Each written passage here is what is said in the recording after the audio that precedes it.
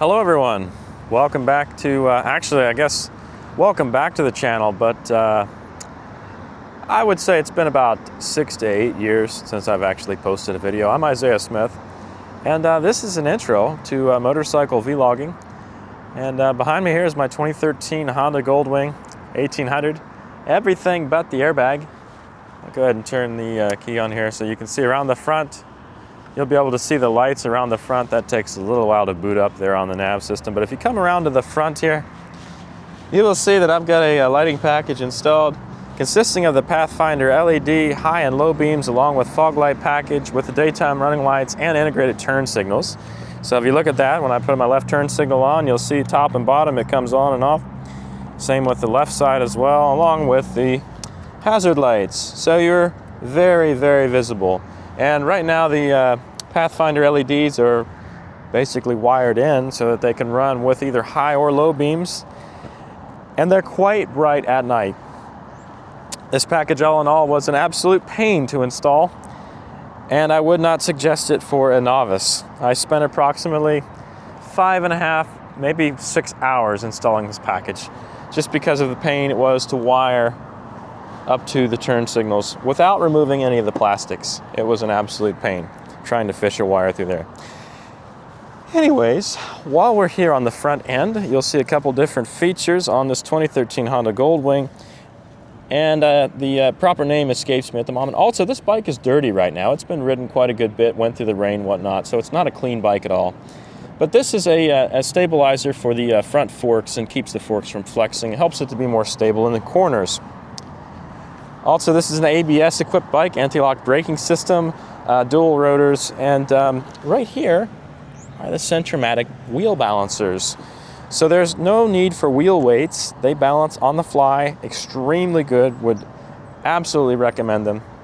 We also have the air wings here. I think they're the Baker air wings, if I'm not mistaken. Correct me if I'm wrong. And they work wonderfully well. Here we have, trying to think what this windshield was. You know, I can't remember the name of it right now. I think it was an F4 Custom, if I remember correctly.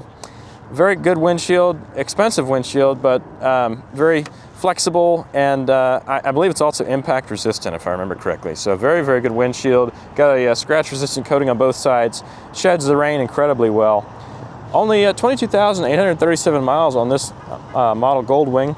The HPNA model, if I remember correctly, comes with the navigation GPS screen, so we'll go to the Navi, bring the maps up, all the features there, and also go into the maps page here. You know, you can zoom in and out, whatnot, put your routes in there. Lots of features. Also, you can change the display to include your XM radio, satellite XM radio, XM weather, and obviously the Garmin integrated navigation package. Heated grips, heated seat, front and rear, along with all the controls, stock horns, quite loud, and all your signal indications, and also the electric reverse. Obviously all the Goldwings have this from basically the 1500s on up. Replace the speakers with custom ones. Big expense right here, the ultimate seat, highly recommend it, heated seat, and wonderful for longer rides. I'm going to be putting that the ultimate test here on a trip to California in June, all the way out to Crescent City, California. On this bike, the exhaust is stock. However, underneath, we have a Henry's Final Drive, which is a custom final drive, custom gear ratio that comes out of California. And the Henry's Final Drive is essentially like a 6th gear for this motorcycle.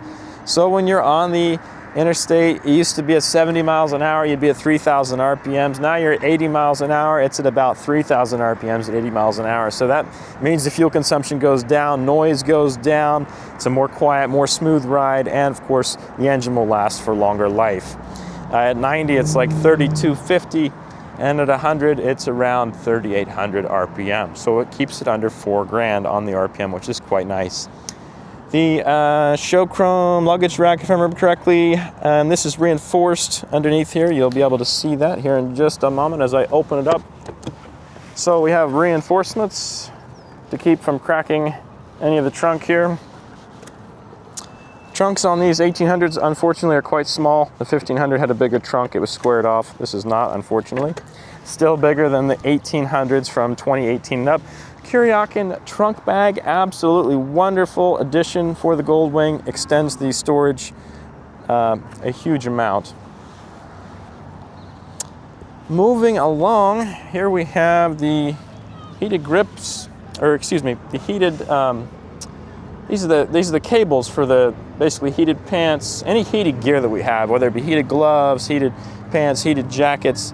That's the wiring for that. I also have an extra one that plugs into, and I do not use a battery tender, never have. However, I use the battery tender. I have an extra plug-in that turns it into one of these cables, so we can have 3 for the add-ons there. As far as the Goldwing goes, in terms of sound, it's quite quiet. Let me get it back into neutral here. As you can hear, it's quite quiet. While you're up on the navigation page, you can also press, if I remember correctly, one of these buttons gets you to the weather page. Oh, there it is. Maybe that's it. Well, anyways, there's a way to get to the weather page, and when you have it, there it is. So when you have that pulled up, it will basically give you a voice alert if there's any rain in the area or anything like that. It'll tell you how far it is, precipitation, chance of it, whatnot. It talks to you. So it's kind of neat. There's a way to have that pulled up on the maps page, have the maps page big and have the weather page small, and then it talks to you and lets you know. So very quiet motorcycle. Really not that loud at all.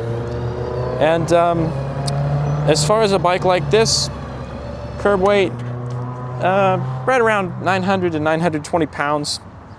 Wet, without rider or gear. And as far as handling, it's really not all that difficult. We do have linked brakes, front and rear. When I press the rear brake, it links the front and rear brakes together. So one of the front rotors will brake. It does take a little while to get used to that. Tires, I am running on the front a Dunlop Elite 4. I will be switching that, however, to I think it's a Bridgestone Battle Axe. I'm going to do what's called double dark side, where I run a rear tire on the front, a rear motorcycle tire on the front. Also, the highway pegs here are an add-on as well. Those are Kuryakin as well. That's a good add-on to have. Tire on the back is a 195/55/16. It is a Yokohama Avid and Vigor ZPS. It's a run flat tire. And that is a car tire, obviously. That is a dark side tire. I still use one Centromatic wheel balancer on the back for that. And as you can see by the tread, I'm going to have to replace that. I'm quite a spirited rider, and unfortunately, I would say I won't even make it to 15,000 miles on that tire, which most guys usually get close to 30. Other than that, it's a wonderful motorcycle. We'll have some videos to show you guys what it's like on the road, and we'll do some more talking about different things.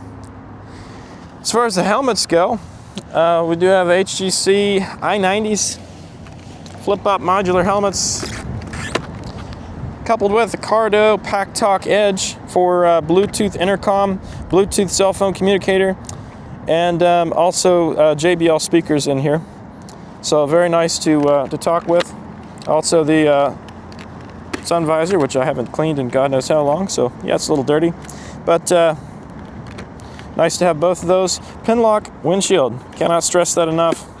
Absolutely phenomenal product to have. This basically makes it so that the helmet can never ever get foggy again. Wonderful product to have. Slightly impairs your vision at night. Actually, I think on here it says, oh yes, daytime use only. Well, I use it at night. It slightly screws with the lights a little bit. Other than that, no big deal. Wonderful addition to have for the helmet. And that's really about all I have at the moment, other than potentially showing you what happens if you drop your Goldwing. So, we could potentially do that. It's a little bit difficult for me to do it here as I'm on a bit of a slope, but it's not impossible to do. So, first thing you have to do is make sure the motorcycle is in gear. So get the bike in gear. Once it's in gear, bring it backwards, make sure it's confirmed in gear. Then, very carefully, and again, I'm on a slope here, so I have to be extremely careful how I do this. Walk the motorcycle down very slowly, using your legs and your feet as leverage. And then once you've got your wing down, you can see it only goes so far. The next thing to do, make sure your kickstand is down. Make sure the motorcycle is in gear. Once those two things happen, put your butt down on the edge of the seat if you can. Use your feet, your legs, to be able to push the motorcycle up while holding the handbrake. And I'm on a slope here, so I have to be very careful because it goes over quite a ways. There we go. And then the motorcycle is back up on two wheels. That's all there is to it. It's only technique. It's simple. It's easy. Later on, we'll have some videos going over slow speed handling with this bike, how to use your eyes, your throttle, your clutch friction zone, and your rear brake to look where you want to go and be able to make the bike do what you want it to do. Again, all technique, things you can practice. Look forward to hearing from you, the viewer, on what you would like to see on this channel. Thank you very much for tuning in, and have a wonderful day.